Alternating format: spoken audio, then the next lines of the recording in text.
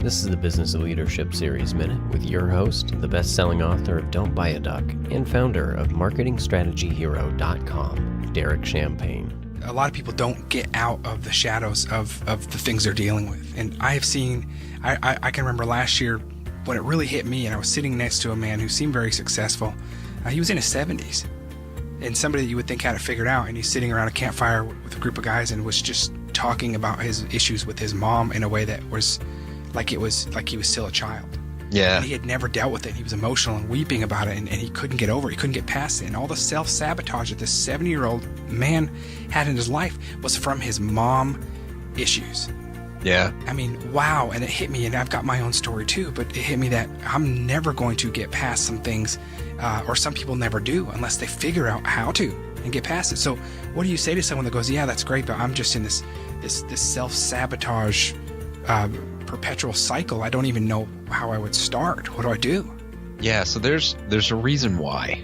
You know, we don't just act that way for no reason. There is some underlying cause, and you may not be aware of what it is. And I think that's kind of the idea for this guy that you mentioned is maybe it sounds like he is aware of it, but he's not actually fully facing it. And I get that. You know, it can be really hard. It can be upsetting, scary. You know, maybe it comes from a place of trauma, and our brain has shut those memories out as a protection mechanism.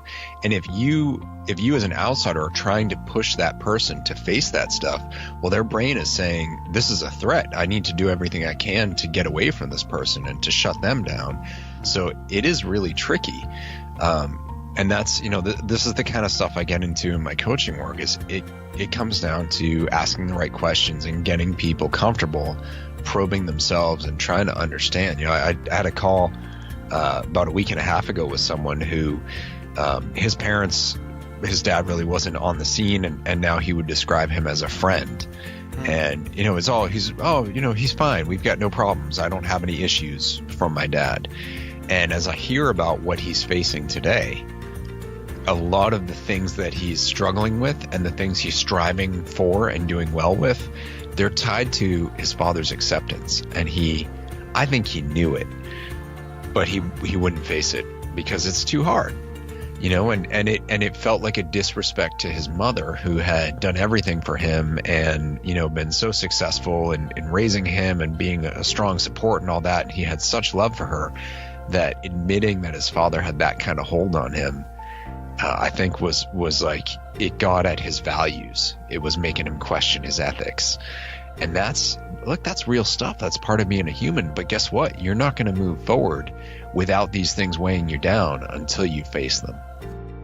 Derek Champagne here. I want to connect with you if you're listening to the Business Leadership Series. We can connect on LinkedIn.